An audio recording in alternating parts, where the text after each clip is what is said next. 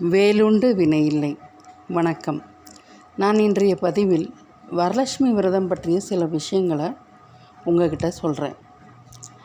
வரலட்சுமி விரதம் ஒரு உன்னதமான விரதம், மேலும் ஒரு பவித்திரமான விரதமும் கூட. அந்த விரதத்தை வீட்டில் எப்படி எளிமையாக செய்கிறது இருக்கிறதுங்கிறத பற்றி உங்ககிட்ட சொல்கிறேன். ஒவ்வொரு வருடமும் வரலட்சுமி விரதம் ஆடி மாதம் வளர்பிறை வெள்ளிக்கிழமை அன்று அனுஷ்டிக்கப்படுகிறது. இந்த வருடம் ஆடி மாதம் 23ஆம் தேதி வருகிற ஆகஸ்ட் 8ஆம் தேதி வெள்ளிக்கிழமை அன்று திருவோண நட்சத்திரமும் பௌர்ணமி திதியும் கூடிய சுபவேளையில் வர இருக்குது. இந்த விரதத்திற்கு முதல் நாள் வியாழக்கிழமை அன்னைக்கு வீடு வாசலை எல்லாம் சுத்தப்படுத்திடணும்.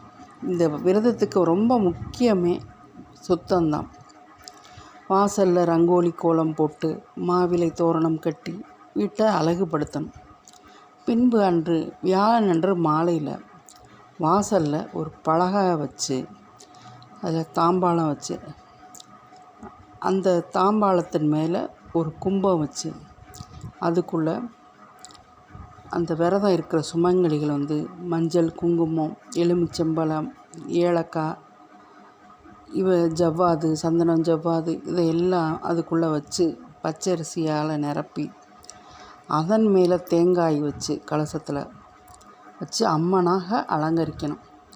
அந்த கலசம் செம்பில் இருக்கலாம் அல்லது பித்தளையில் இருக்கலாம். அந்த கலசத்தின் மேலே சந்தனம், குங்குமம்லாம் வச்சு அம்மன் முகம் வச்சு மலர்களால் தாமரைப்பூ, மல்லிகைப்பூ இந்த மாதிரி மலர்களால் அலங்கரிக்கணும். பின்பு அம்மனுக்கு கழுத்தில் மஞ்சள் கயிறு மற்றும் தங்க நகைகள் உங்களோட வசதிக்கு ஏற்ற மாதிரி என்ன இது இருக்கோ அதெல்லாம் வச்சு காதோல கருகமணியெல்லாம் போட்டு அதை அணிவிக்கணும். விரதம் இருக்கும் பெண்கள் வீட்டிற்கு அம்மனை அழைக்க வேண்டும். லட்சுமி தாயாருக்கு பிடித்தமான கண்ணாடி வளையல், புதுப்புடவை, மஞ்சள், குங்குமம், ஆப்பிள், வாழைப்பழம் போன்ற பல வகைகள் எல்லாத்தையும் அம்மனுக்கு முன்னாடி வாழை இலையில் பரப்பி படைக்கணும். பின்பு மறுநாள் வெள்ளிக்கிழமை அன்றைக்கு அதிகாலையில் பிரம்ம முகூர்த்தத்திலே எழுந்து குளித்து மகாலட்சுமி தாயாருக்கு பிடித்தமான சர்க்கரை பொங்கல் மற்றும் பால் பாயசம் இதெல்லாம் வச்சு நெய்வேத்தியமாக படைக்கணும். தேங்காய், வாழைப்பழம், வெற்றிலை பாக்கு வச்சு சாமிக்கு தீப தூபம்லாம் காட்டி வழிபடணும்.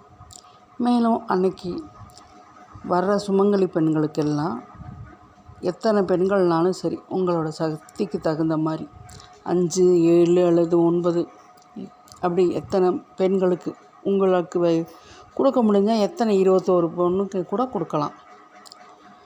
தாம்பூலம் கொடுக்கணும். ரவிக்கை துணி இல்லாதவங்க ரவிக்கை துணி கொடுக்கலாம். இருக்கிறவங்க புடவை வச்சு கொடுக்கலாம். ஆனால் இருக்க அந்த ரவிக்கை துணியோடய நிப்பாட்டிடக்கூடாது. செல்வம் வளர வளர நல்ல சீரும் சிறப்புமாக நிறைய நல்லது செய்யணும். அவரவர் வசதிக்கு தகுந்தாற் போல் கொடுக்கலாம். கொடுக்கும் கரங்கள் வளர்ச்சி அடையத்தான் செய்யும். இவ்வாறு விரதம் இருக்கும் சுமங்கலி பெண்களை தன் கணவர் நோயின்றி வாழவும் சுமங்கலியாக இருக்கணும்னு வேண்டி அம்மனை வழிபடுறாங்க. இவ்வாறு விரதம் இருக்கும் பெண்கள் வீட்டில் சகல ஐஸ்வர்யங்களும் கிடைக்கப்பெற்று மகிழ்ச்சியுடன் வாழ்கிறாங்க. வர்ற ஆகஸ்ட் மாதம் 8ஆம் தேதி வரலட்சுமி அம்மனை மனதார வழிபட்டு செல்வ வளம் பெற வேண்டி கொள்கிறேன். நன்றி, வணக்கம்.